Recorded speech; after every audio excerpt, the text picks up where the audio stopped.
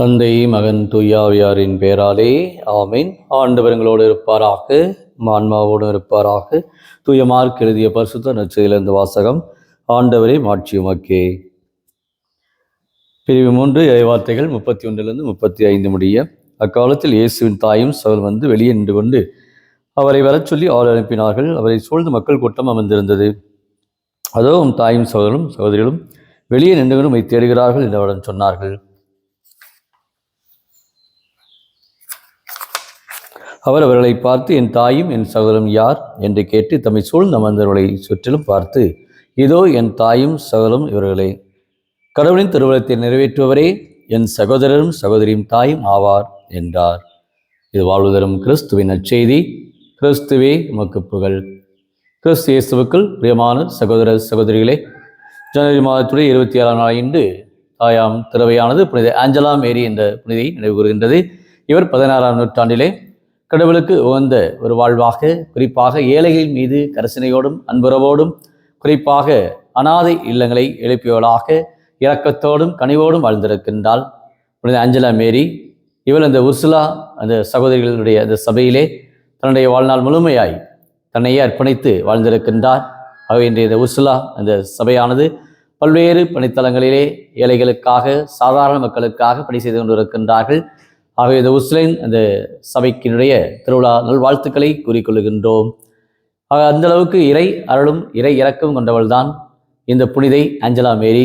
தூயவளாக, மாசற்றவளாக, தன் 16ஆம் நூற்றாண்டிலே கடவுளுடைய திட்டத்தை அறிந்தவளாக தன் வாழ்நாள் முழுமையாய் கடவுளுடைய அந்த பராமரிப்பிலே தன் வாழ்நாள் முழுமையாய் தன் சொந்த ஊரை விட்டு கடந்து தன்னுடைய பணித்தளத்திலே தன் வாழ்நாளிலே இருக்கின்ற இடங்களிலே கடவுளுடைய பிரசனத்தை கண்டவளாக, திருவுளத்தை நிறைவேற்றக்கூடியவளாக வாழ்ந்திருக்கின்றாள் ஆஞ்சலா மேரி. இன்றைய நற்செய்தியை நாம் பார்க்கிற பொழுது இயேசுவும் அதான் சொல்லுகின்றார். கடவுளின் திருவுளத்தை நிறைவேற்றுவர்களே என்னுடைய தாயும் என் சகோதர சகோதரியும் என்று சொல்லுகின்றார். அப்போ யாரெல்லாம் கடவுளை திருவுளத்தை நாம் நிறைவேற்றி கொண்டிருக்கிறோம், அவர்கள் கடவுளுடைய குடும்பத்திலே நாம் பங்கெடுக்கின்றோம். அந்த அளவுக்கு ஆண்டவர் இன்றைக்கு தன்னுடைய சொந்த உறவை, இரத்த உறவை கடந்து லட்சிய உறவை இங்கு முன்னிலைப்படுத்துகின்றார். இரத்த உறவுக்காக அல்ல.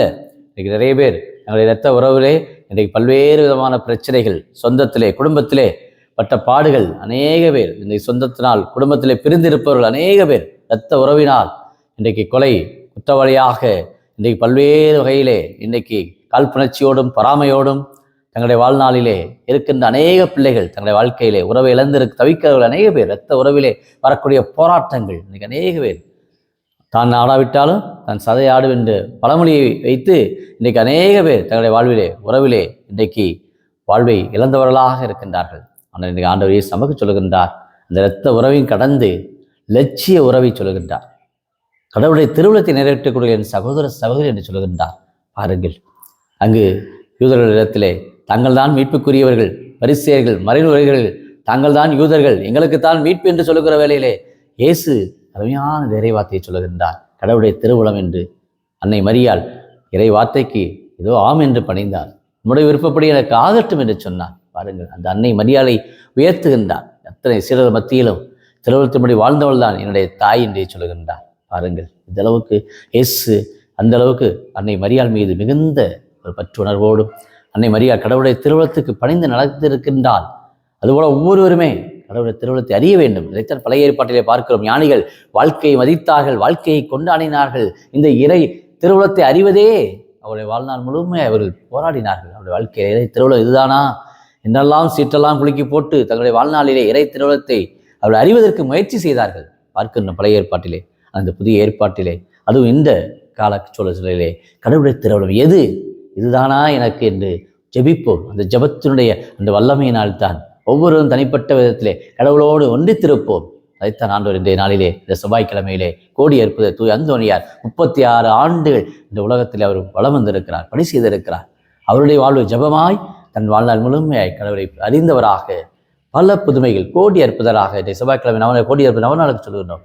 தூய் அந்தோனியாருடைய பரிந்துரை நம்ம ஒவ்வொரு குடும்பத்திற்குமே தனது சொந்த ஊரை கடந்து லிஸ்பன், போர்ச்சுகல் நாட்டு இந்த லிஸ்பனிலே பிறந்தவராக இருந்தாலும் இன்றைக்கு அவர் பதுவை புனிதராகத்தான் இன்றைக்கு அழைக்கப்படுகிறார். அவர் சொந்த ஊரையும் கடந்து அந்த பதுவை, அந்த இலட்சிய உறவுக்கு எங்கே கொண்டு உங்களை அடக்கம் செய்ய வேண்டும் என்று அந்தனோட கேட்கிற பொழுது என்னை பதுவாவிலே அடக்கம் செய்யுங்கள் என்று சொல்லுகின்றார். சொந்த ஊர் அல்ல. இன்னைக்கு நிறைய பேர் சொந்த ஊர், என் ஊர், என்னுடைய ஊர் நல்லதுதான். ஆனால் அதே சமயத்திலே நாம் பிறப்பேரால் அப்படி இருக்கலாம். ஆனால் நாம் இறப்பது சமுதாயத்துக்காக என்ற ஒரு உயர்ந்த ஒரு லட்சிய ஒரு உணர்வோடு இன்றைக்கு வாழ்ந்தவர்கள் வரலாற்றிலே இன்றைக்கு தடம் பதித்திருக்கின்றார்கள், வரலாற்றிலே வாழ்ந்து காட்டியிருக்கின்றார்கள். ஆக இயேசு ஒரு அந்த திருவுளத்தை அறிய, கடவுளுடைய அந்த மாண்பிலே நாம் பங்கெடுக்க, கடவுளுடைய குடும்பத்திலே நாம் பங்கெடுக்க இன்றைக்கு அன்போடு அழைக்கின்றார். ஜெபிப்போமா. அன்பின் பரலோக பிதாவே, அப்பா இயேசுவே, அருமையான இந்த நாளுக்காக நன்றி கூறுகிறோம். கோடியற்ப தூய் அந்தோனியார் தன் சொந்த உறவையும் கடந்து பதுவாவிலே தன்னுடைய பணியை முழுமையாய் அந்த ஏழை மக்களோடு செய்தது போல இன்றைய புனிதை உர்சுலா நாட்டு அந்த சபையை சேர்ந்த ஆஞ்சலா மேரி தன் வாழ்நாள் முழுமையாய் ஏழைகளுக்காகவே வாழ்ந்து மரித்தவளாக இன்றைக்கு ஒவ்வொருவருக்கு முன்மாதிரியாக ஒரு பணியை வாழ்ந்து நின்று நம்முடைய இறை ஆட்சியை கட்டி எழுப்பக்கூடிய வகையிலே நாங்கள் ஒவ்வொருவரும் உழைப்பதற்கும் இந்த நாளில் இந்த யூடியூபில் ஜெபிக்கிற அநேக குடும்பத்தார் செவ்வாய்க்கிழமை பல வேண்டுதல்கள், விண்ணப்பங்கள், எதிர்பார்ப்புகள், தேவைகள், அது இந்த ஜனவரி மாதத்தில் நடக்கிற நல்ல காரியங்கள் ஒவ்வொன்றையும் கருத்தில் போடுகிற பிள்ளைகள் அனைவரையும் தேவரையை தொட்டு ஆசீர்வதித்து இறை அருளையும் இறை திருவுளத்தின்படி ஒவ்வொரு குடும்பம் நடக்க ஒவ்வொருவருக்கும் தேவையான இறை ஞானத்தையும் இறை தெளிவையும் நிறைவாய் கொடுத்து இறை பற்றுதலையும் ஒவ்வொரு பிள்ளைகளுக்கும் நிறைவாய் இந்த நாளை கொடுத்து ஆசீர்வதிக்கும்படி கிறிஸ்து வழியாகுமை மன்றாடுகிறோம். ஆமென்.